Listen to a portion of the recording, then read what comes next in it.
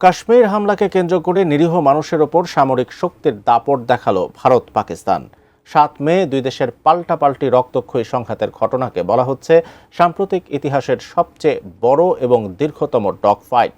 কিন্তু কেন এই ডগ ফাইটকে বড় ও দীর্ঘতম বলা হচ্ছে, বিস্তারিত থাকছে জান্নাতুন নাহার জেরির ডেস্ক রিপোর্টে।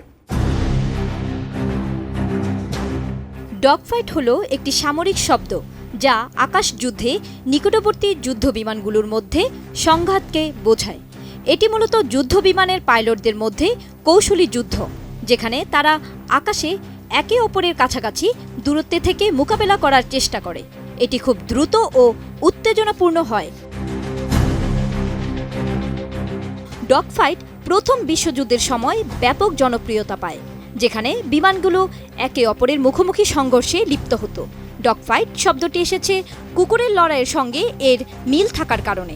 যেমন কুকুর লড়াইয়ে একে অপরের উপর ঝাঁপিয়ে পড়ে, তেমনি আকাশে যুদ্ধ বিমানগুলো দ্রুত গতিতে এবং একে অপরের খুব কাছ থেকে লড়াই করে।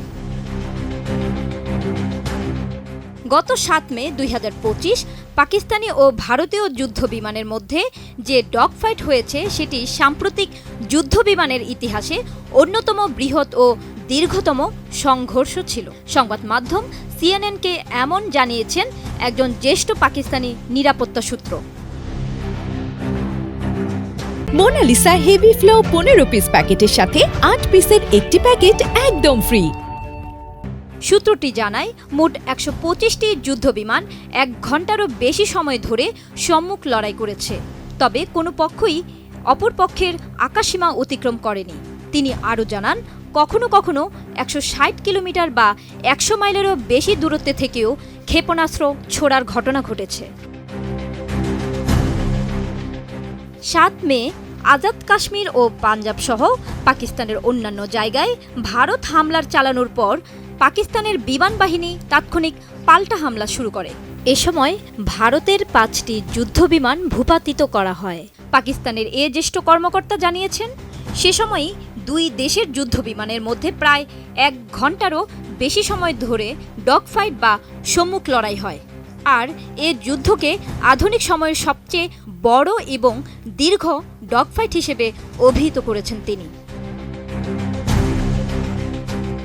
এর আগে ২০১৯ সালে দুই দেশের যুদ্ধবিমানের মধ্যে ভয়াবহ ডগ ফাইট হয়েছিল। তখন এক ভারতীয় যুদ্ধবিমানকে গুলি করে নিজেদের ভূখণ্ডে ভূপাতিত করেছিল পাকিস্তান। ওই সময় অভিনন্দন নামে এক পাইলটকে আটক করে তাকে সংবাদ মাধ্যমের সামনে আনা হয়। তবে দুই দেশের কেউই এবার এমনটি চায়নি। তাই চিরশত্রু কোনো দেশই নিজেদের পাইলটদের সীমান্ত অতিক্রম করতে অনুমোদন দেয়নি। এক কর্মকর্তা জানিয়েছেন, পাকিস্তানের লক্ষ্যবস্তুতে আঘাত হানতে ভারতের যুদ্ধবিমানকে একাধিকবার চেষ্টা করতে হয়েছে। এ সময় সম্ভাব্য হামলাস্থলের সাধারণ মানুষকে যথাসম্ভব সতর্ক করার চেষ্টা করেছে পাকিস্তান।